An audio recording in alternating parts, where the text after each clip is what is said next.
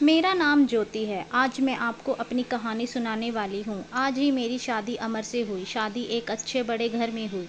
पैसों की कोई कमी नहीं थी। मैं और मेरे पिता अपने आप को बड़े खुशकिस्मत मानते थे कि हमें ऐसा घर मिला है। सभी रिश्तेदार भी कह रहे थे कि ज्योति के तो भाग खुल गए, किस्मत वाली है। हम लोग उनके मुकाबले कुछ भी नहीं हैं। पिताजी के पुराने परिचित होने की वजह से मेरी शादी उस घर में हो गई। शादी के बाद मैं पहली बार उस घर में गई। घर में जाते ही मुझे पता चला कि वो लोग कितने बड़े हैं। घर बहुत बड़ा था। पहली बार था जब उनके घर मैंने देखा था। सब कुछ बहुत अच्छा था। सुहागरात का समय आ गया, लेकिन उससे पहले मेरी सास और ननंद मुझे अकेले में ले गई। मुझे समझ में नहीं आया। मुझे लगा कुछ बात करनी होगी। उनके चेहरे उतरे हुए और डरे हुए थे, जैसे कि कोई बात वो मुझसे करना चाहते हो। मैंने उन्हें पूछा, क्या हुआ, आप दोनों इतने डरे हुए क्यों हो? मेरी सास बोली, बेटा हम तुम्हें कुछ बताना चाहते हैं, लेकिन तुम यह सुनकर हिम्मत रखना। साथ ही मेरी ननंद भी बोली कि अब हम जो तुम्हें बताने वाले हैं वो बात हम तीनों के बीच में ही रहना। यह घर बड़ा है, यह बात फैलते ज़्यादा देर या समय नहीं लगता, और वो बात सबके सामने आ गई तो हमारे घर की इज्जत मिट्टी में मिल जाएगी। अब तुम इस घर की बहू और तुम्हें इस घर का मान रखना होगा। उनकी बातें सुनकर मैं सच में थोड़ा डर गई। मुझे समझ नहीं आ रहा था कि वो लोग क्या बोलना चाह रहे हैं। मैंने कहा, आप बताएं मुझे क्या बात क्या है? मेरी सास बोली कि बहू मेरा बेटा मर्द नहीं है। उनकी यह बात सुनकर मेरे होश उड़ गए। उन्होंने कहा कि मैं जानती हूँ तुम सोच रही होंगी कि फिर हमने तुम्हें क्यों फंसाया, लेकिन हमारी भी मजबूरी है।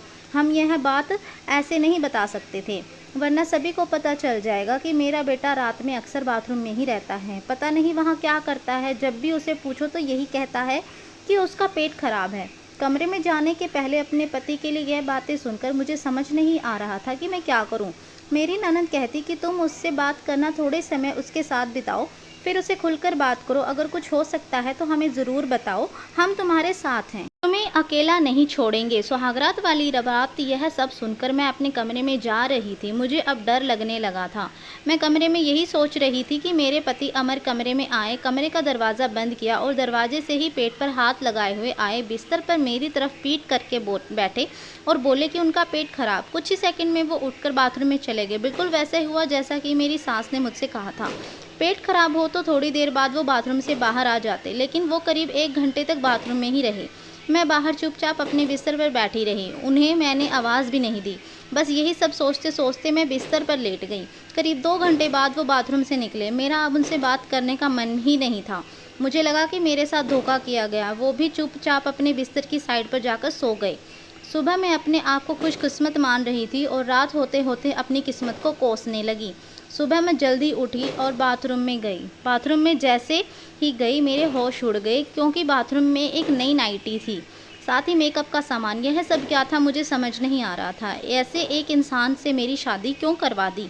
सुबह मेरी सास और ननंद ने मुझसे पूछा कि क्या हुआ बेटी रात में? मैंने कहा, वही जो आपने बताया था। यह कहकर मैं रोने लगी। मेरी ननंद ने कहा, माँ मैं कह रही थी कि ऐसे किसी लड़की की ज़िंदगी ख़राब मत करो, लेकिन तुम सभी ने मेरी बात नहीं मानी। अब क्या होगा? ऐसे घुट घुट कर यहाँ रहेगी? मेरी सास बोली कि बेटा तू जो फैसला लगी हम तेरे साथ हैं, लेकिन तुझे यह वचन देना होगा कि ये राज तेरे मुँह से नहीं निकलेगा। अगली रात फिर वो मेरे कमरे में आए। मुझे अब उनकी तरफ देखने का मन भी नहीं हो रहा था।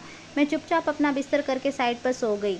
अभी कुछ तक कुछ बात नहीं की। उनकी वजह से जानती थी। थोड़ी देर वो बिस्तर पर बैठे रहे और फिर उठकर वो बाथरूम में चले गए। मैं समझ गई कि वो क्या करने गए हैं। थोड़ी देर बाद बाथरूम से चीज़ें गिरने की आवाज़ें आने लगी। कुछ टूटने की थोड़ी देर बाद आवाज़ रुकी और इस बार वो जल्दी ही बाथरूम से बाहर आ गई। आकर बिस्तर पर सो गए। हमारे बीच कोई बात नहीं हो रही थी। मैं तो यह सोच रही थी कि मैं क्या करूं। यही सब सोचते सोचते नींद आ गई। सुबह जल्दी उठी और फिर मैं बाथरूम में गई, लेकिन इस बार बाथरूम में जब गई तो सब कुछ बिखरा हुआ था। नई नाइटी को फाड़ दिया और मेकअप का सामान बिखरा हुआ था। बाथरूम में कचरे में एक कागज़ भी था जिस पर लिखा था, टू माई ब्यूटीफुल वाइफ। मेरे मन में अब शक आया कि यह सामान और कपड़े कहीं मेरे लिए तो इन्होंने नहीं रखे। लेकिन फिर मैंने सोचा कि मेरी सास और ननंद मुझसे झूठ क्यों बोलेंगी। अभी मैंने उनसे कुछ बात नहीं की। सुबह मेरी सास और ननंद फिर मुझसे सहानुभूति जता रही थी। मुझे उनकी बातों से लगा कि वो चाहती हैं कि मैं अमर को छोड़कर इस घर से चली जाऊं। मुझे अब मेरी सास और ननंद पर शक हुआ। मैंने घर की पुरानी नौकरानी से बात की। मैंने बातों बातों उससे पूछा कि अमर कैसे हैं। वो बोले कि वो तो बहुत सीधे हैं। उनकी माँ और बहन तो चाहती थी कि उनकी शादी उनके बहन के पति के रिश्तेदार से हो। बहन और माँ तो बहुत कोशिश की, लेकिन उनके पिता नहीं माने और उनके दोस्त के परिचित यानी आपसे शादी करवा दी। वे दोनों तो आपकी शादी के खिलाफ थे। कई दिनों तक घर में विवाद भी होता था, लेकिन तुम्हारे पति अमर ने कहा कि पापा जो बोले वही करते हैं। मुझे अब पता चल गया था कि मेरी सास और ननद मुझे क्यों भगाना चाहते थे, इसलिए उन्होंने मुझसे झूठ कहा था। उन्होंने शायद अमर को कुछ कहा होगा। रात अब मैं अमर से बात करने का इंतज़ार कर रही थी कि वो मेरे कमरे में आए, तो मैं उनका मुंह तो उतरा हुआ था। यह पहली बार था जब मैं उनसे बात करने वाली थी। उनके आते ही मैंने कहा, आप मुझसे कुछ बात करना चाहते हैं? वो बोले, अब बात करने को रखा क्या है। पापा का विश्वास था कि वो घर अच्छा है, इसलिए मैंने माँ और बहन की ना सुनकर तुमसे शादी की और तुमसे सच छिपाया। मैंने बोला, क्या सच? सच कि तुम मुझसे शादी नहीं करना चाहती थी। तुम्हारी ज़िंदगी में अभी भी कोई और है। यह बात तुमने ही तो माँ को बताई थी।